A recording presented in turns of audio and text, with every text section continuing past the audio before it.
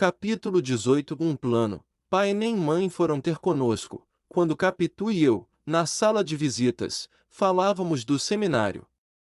Com os olhos em mim, Capitu queria saber que notícia era a que me afligia tanto.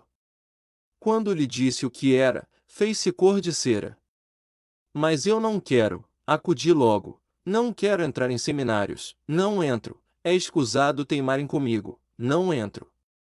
Capitu, a princípio, não disse nada. Recolheu os olhos, meteu-os em si e deixou-se estar com as pupilas vagas e surdas, a boca entreaberta, toda parada. Então eu, para dar força às afirmações, comecei a jurar que não seria padre. Naquele tempo jurava muito e rijo, pela vida e pela morte. Jurei pela hora da morte. Que a luz me faltasse na hora da morte se fosse para o seminário. Capitu não parecia crer nem descrer, não parecia sequer ouvir, era uma figura de pau. Quis chamá-la, sacudi-la, mas faltou-me animo. Essa criatura que brincara comigo, que pulara, dançara, creio até que dormira comigo, deixava-me agora com os braços atados e medrosos. Enfim, tornou a si, mas tinha a cara lívida, e rompeu nestas palavras furiosas: Beata! Carola! Papa missas! Fiquei aturdido. Capitu gostava tanto de minha mãe, e minha mãe dela, que eu não podia entender tamanha explosão. É verdade que também gostava de mim, e naturalmente mais, ou melhor, ou de outra maneira, coisa bastante a explicar o despeito que lhe trazia a ameaça da separação. Mas os impropérios, como entender que lhe chamasse nomes tão feios, e principalmente para deprimir costumes religiosos, que eram os seus? Que ela também ia à missa, e 3 ou 4 vezes minha mãe é que a levou, na nossa velha sege. Também lhe deram um rosário, uma cruz de ouro e um livro de horas. Quis defendê-la, mas Capitu não me deixou, continuou a chamar-lhe Beata e Carola, em voz tão alta que tive medo fosse ouvida dos pais. Nunca a vi tão irritada como então, parecia disposta a dizer tudo a todos. Cerrava os dentes, abanava a cabeça. Eu, assustado, não sabia que fizesse, repetia os juramentos, prometia ir naquela mesma noite declarar em casa que, por nada neste mundo, entraria no seminário. Você? Você entra. Não entro. Você verá se entra ou não. Calou-se outra vez. Quando tornou a falar, tinha mudado, não e ainda Capitu do costume, mas quase. Estava séria, sem aflição, falava baixo. Quis saber a conversação da minha casa, eu contei-lhe a toda, menos a parte que lhe dizia a respeito. E que interesse tem José Dias em lembrar isto? Perguntou-me no fim. Acho que nenhum, foi só para fazer mal. É um sujeito muito ruim, mas, deixe estar que me há de pagar. Quando eu for dono de casa, quem vai para a rua é ele, você verá, não me fica um instante mamãe é boa demais, dá-lhe atenção demais. Parece até que chorou. José Dias? Não, mamãe. Chorou por quê? Não sei, ouvi só dizer que ela não chorasse, que não era coisa de choro. Ele chegou a mostrar-se arrependido, e saiu, eu então, para não ser apanhado, deixei o canto e corri para a varanda. Mas, deixe estar, que ele me paga. Disse isto fechando o punho, e proferi outras ameaças. Ao relembrá-las, não me acho ridículo, a adolescência e a infância não são, neste ponto ridículas, é um dos seus privilégios. Este mal ou este perigo começa na mocidade, cresce na madureza e atinge o maior grau na velhice. Aos 15 anos, há até certa graça em ameaçar muito e não executar nada. Capitu refletia.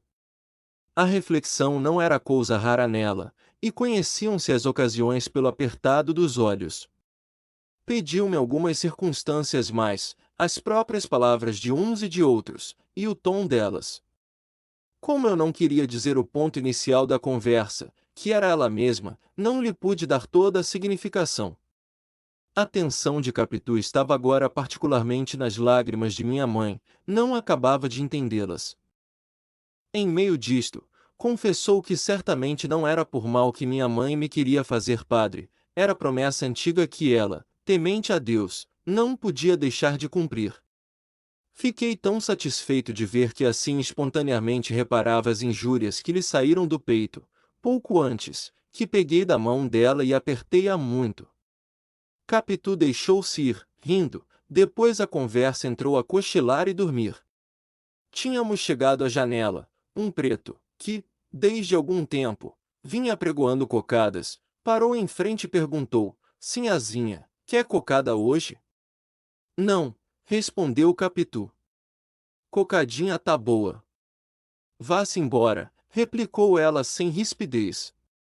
Dê cá, disse eu descendo o braço para receber duas.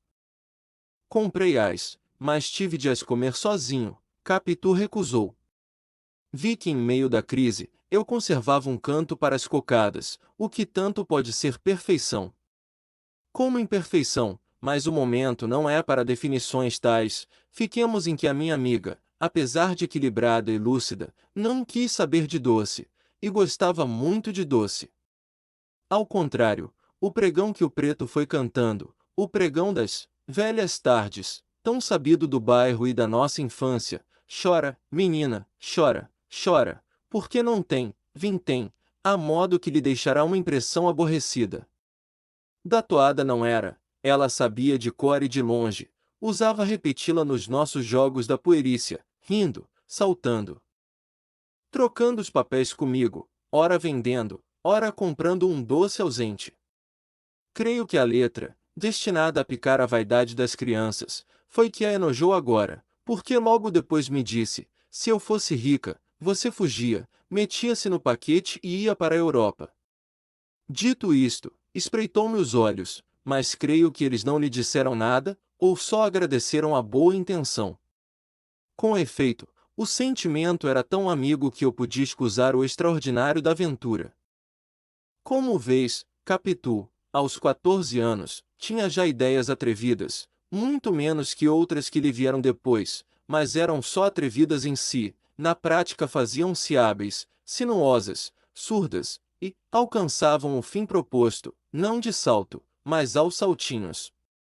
Não sei se me explico bem. Suponde uma concepção grande executada por meios pequenos.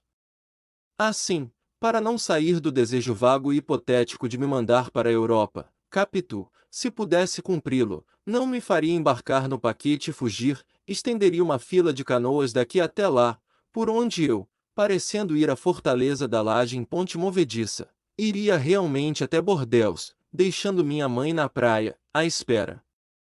Tal era a feição particular do caráter da minha amiga. Pelo que, não admira que, combatendo os meus projetos de resistência franca, fosse antes pelos meios brandos, pela ação de empenho, da palavra, da persuasão lenta e diuturna, e examinasse antes as pessoas com quem podíamos contar. Rejeitou o tio Cosme, era um boa-vida, se não aprovava a minha ordenação, não era capaz de dar um passo para suspendê-la. Prima Justina era melhor que ele, e melhor que os dois seria o padre Cabral, pela autoridade, mas o padre não havia de trabalhar contra a igreja, só se eu lhe confessasse que não tinha vocação. Posso confessar? Pois, sim, mas seria parecer francamente, e o melhor é outra coisa. José Dias, que tem José Dias? Pode ser um bom empenho. Mas se foi ele mesmo que falou, não importa, continuou Capitu, dirá agora outra coisa. Ele gosta muito de você. Não lhe fale acanhado. Tudo é que você não tenha medo, mostre que há de vir a ser dono da casa, mostre que quer e que pode. Dê-lhe bem a entender que não é favor. Faça-lhe também elogios, ele gosta muito de ser elogiado, dê glória, presta-lhe atenção, mas o principal não é isso, é que ele, tendo de servir a vocês, falará com muito mais calor que outra pessoa. Não acho, não, Capitu. Então vá para o seminário. Isso não. Mas que se perde em experimentar? Experimentemos, façam o que lhe digo. Dona Glória pode ser que mude de resolução, se não mudar, faz-se outra coisa, mete-se então o padre Cabral. Você não se lembra como é que foi ao teatro pela primeira vez há 2 meses? De Glória não queria e bastava isso para que José Dias não teimasse, mas ele queria ir, e fez um discurso, lembra-se? Lembra-me, disse que o teatro era uma escola de costumes. Justo, tanto falou que sua mãe acabou consentindo, e pagou a entrada aos 2. Ande, peça, mande. Olhe, diga-lhe que está pronto a ir estudar leis em São Paulo. Estremeci de prazer. S. Paulo era um frágil biombo, destinado a ser arredado um dia. Em vez da grossa parede espiritual e eterna, prometi falar a José Dias nos termos propostos. Capitu repetiu, acentuando alguns como principais, e inquiria-me depois sobre eles, a ver se entenderá bem, se não trocaram uns por outros. E insisti em que pedisse com boa cara, mas assim como quem pede um copo de água à pessoa que tem a obrigação de o trazer. Conto estas minúcias cias para que melhor se entenda aquela manhã da minha amiga, logo virá a tarde, e da manhã e da tarde se fará o primeiro dia, como no Gênesis, onde se fizeram sucessivamente 7. Capítulo 19. Sem falta, quando voltei casa era noite. Vim depressa, não tanto, porém, que não pensasse nos termos em que falaria ao agregado. Formulei o pedido de cabeça, escolhendo as palavras que diria e o tom delas, entre seco e benévolo. Na chácara, antes de entrar em casa, repeti-as comigo, depois em voz alta, para ver se eram adequadas e se obedeciam às recomendações de Capitu. Preciso falar-lhe, sem falta. Amanhã, escolha o lugar e diga-me. Proferi-as lentamente, e mais lentamente ainda as palavras sem falta, como para sublinhá-las. Repeti-as ainda, e então achei-as secas demais, quase ríspidas, e, francamente, impróprias de um criançola para um homem maduro. Cuidei de escolher outras e parei. Afinal disse comigo que as palavras podiam servir, tudo era dizê-las em tom que não ofendesse. E a prova é que, repetindo-as novamente, saíram-me quase súplices. Bastava não carregar tanto, nem adoçar muito, um meio-termo. E Capitu tem razão, pensei, a casa é minha, ele é um simples agregado. Jeitoso é, pode muito bem trabalhar por mim, e desfazer o plano de mamãe. Capítulo 20. 1000 Padre Nossos e 1000 Ave-Marias. Levantei os olhos ao céu, que começava a embruscar-se, mas não foi para vê-lo coberto ou descoberto. Era o outro céu que eu ergui a minha alma, era o meu refúgio, ao meu amigo. E então disse de mim para mim, prometo rezar 1000 Padre Nossos e 1000 Ave-Marias, se José Dias arranjar que eu não vá para o seminário. A soma era enorme. A razão é que eu andava carregado de promessas não cumpridas. A última foi de 200 Padre Nossos e 200 Ave-Marias, se não chovesse em certa tarde de passeio a Santa Teresa. Não choveu, mas eu não rezei as orações. Desde pequenino acostumara-me a pedir ao céu os seus favores. Mediante orações que diria, se eles viessem. Disse as primeiras, as outras foram adiadas, e à medida que se amontoavam iam sendo esquecidas. Assim cheguei aos números 20, 30, 50. Entrei nas centenas e agora no milhar. Era um modo de peitar a vontade divina pela quantia das orações. Além disso, cada promessa nova era feita e jurada no sentido de pagar a dívida antiga. Mas vão lá matar a preguiça de uma alma que a trazia do berço e não a sentia atenuada pela vida. O céu fazia-me o favor, eu adiava a paga. Afinal perdi-me nas contas. 1000, repeti comigo. Realmente, a matéria do benefício era agora imensa, não menos que a salvação ou o naufrágio da minha existência inteira. 1000. Era preciso uma soma que pagasse os atrasados todos. Deus podia muito bem, irritado com os esquecimentos, negar-se a ouvir-me sem muito dinheiro. Homem grave, é possível que estas agitações de menino te enfadem, se é que não as achas ridículas. Sublimes não eram. Cogitei muito no modo de resgatar a dívida espiritual. Não achava outra espécie em que, mediante a intenção, tudo se cumprisse, fechando a escrituração da minha consciência moral sem déficit. Mandar dizer 100 missas, ou subir de joelhos a ladeira da glória para ouvir uma, ir à Terra Santa, tudo que as velhas escravas me contavam de promessas célebres, tudo me acudia sem se fixar de vez no espírito. Era muito duro subir uma ladeira de joelhos, devia feri-los por força. A Terra Santa ficava muito longe. As missas eram numerosas, podiam empenhar-me outra vez a alma. Capítulo 21. Prima Justina. Na varanda achei prima Justina, passeando de um lado para outro. Veio ao patamar e perguntou-me onde estivera. Estive aqui ao pé, conversando com D. Fortunata, e distraí-me. É tarde, não é? Mamãe perguntou por mim? Perguntou, mas eu disse que você já tinha vindo. A mentira espantou-me, não menos que a franqueza da notícia. Não é que prima Justina fosse de Biocos, dizia francamente a Pedro o mal que pensava de Paulo, e a Paulo que pensava de Pedro, mas, confessar que mentira é que me pareceu novidade. Era quadragenária, magra e pálida, boca fina e olhos curiosos. Vivia conosco por favor de minha mãe, e também por interesse. Minha mãe queria ter uma senhora íntima ao pé de si, e antes parenta que estranha. Passeamos alguns minutos na varanda, alumiada por um lampião. Quis saber se eu não esquecera os projetos eclesiásticos de minha mãe, e dizendo-lhe o que não, inquiriu-me sobre o gosto que eu tinha à vida de padre. Respondi esquivo, vida de padre é muito bonita. Sim, é bonita, mas o que pergunto é se você gostaria de ser padre, explicou rindo. Eu gosto do que mamãe quiser. Prima Glória deseja muito que você se ordene, mas ainda que não desejasse, há cá em casa quem lhe meta isso na cabeça.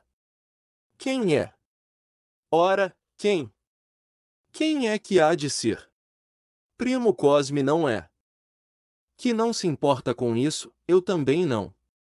José Dias? Concluí. Naturalmente.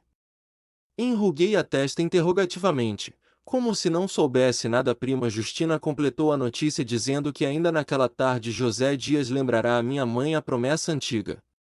Prima Glória pode ser que, em passando os dias, vá esquecendo a promessa, mas como há de esquecer se uma pessoa estiver sempre, nos ouvidos, as que darás, falando do seminário? E os discursos que ele faz, os elogios da igreja, e que a vida de padre é isto e aquilo, tudo com aquelas palavras que só ele conhece, e aquela afetação. Note que é só para fazer mal, porque ele é tão religioso como este lampião. Pois é verdade, ainda hoje. Você não se dê por achado. Hoje de tarde falou como você não imagina, mas falou à toa? Perguntei, a ver se ela contava a denúncia do meu namoro com a vizinha. Não contou, fez apenas um gesto como indicando que havia outra coisa que não podia dizer. Novamente me recomendou que não me desse por achado, e recapitulou todo o mal que pensava de José Dias e não era pouco, um intrigante, um bajulador, um especulador, e, apesar da casca de polidez, um grosseirão. Eu, passados alguns instantes, disse, prima Justina, a senhora era capaz de uma coisa? De quê? Era capaz de. Suponha que eu gostasse de ser padre, a senhora podia pedir à mamãe. Isso não, atalhou prontamente. Prima Glória tem este negócio firme na cabeça, e não há nada no mundo que a faça mudar de resolução, só o tempo. Você ainda era pequenino, já ela contava isto a todas as pessoas da nossa amizade, ou só conhecidas.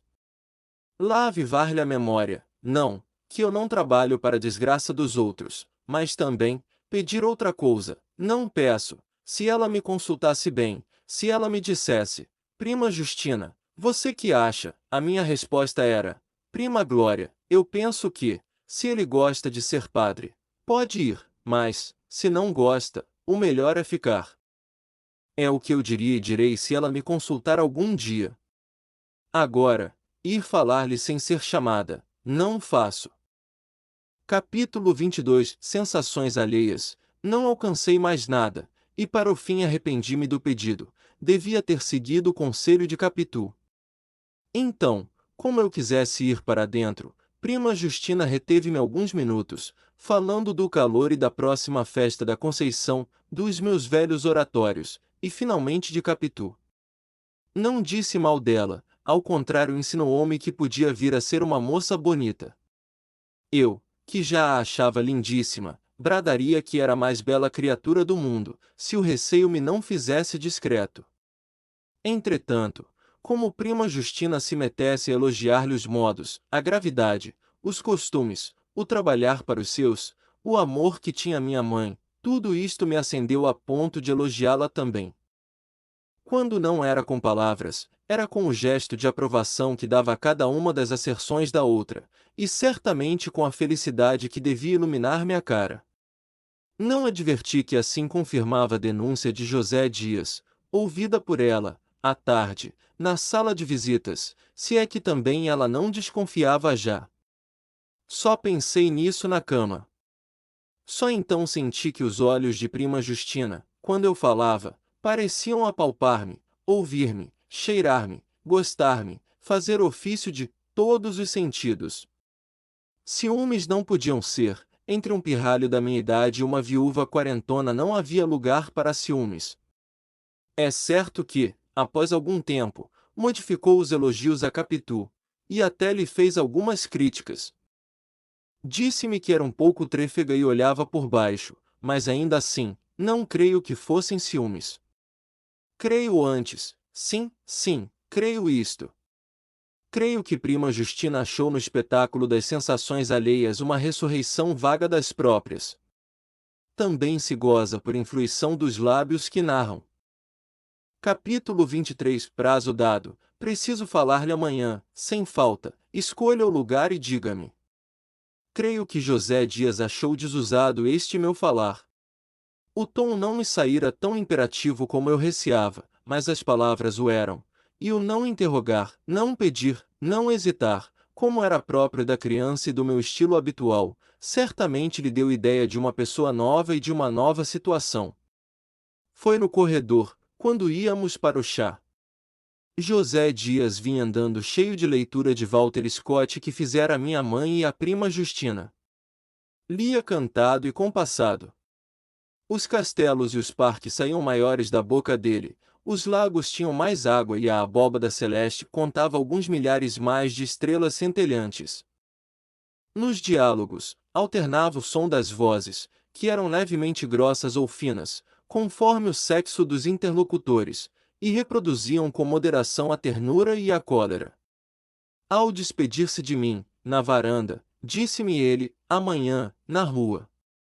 Tenho umas compras que fazer, você pode ir comigo, pedirei à mamãe. É dia de lição? A lição foi hoje. Perfeitamente. Não lhe pergunto o que é, afirmo desde já que é matéria grave e pura. Sim, senhor. Até amanhã. Fez-se tudo o melhor possível. Houve só um altercarão. Minha mãe achou o dia quente e não consentiu que eu fosse a pé. Entramos no ônibus, à porta de casa. Não importa, disse-me José Dias. Podemos apear-nos à porta do passeio público.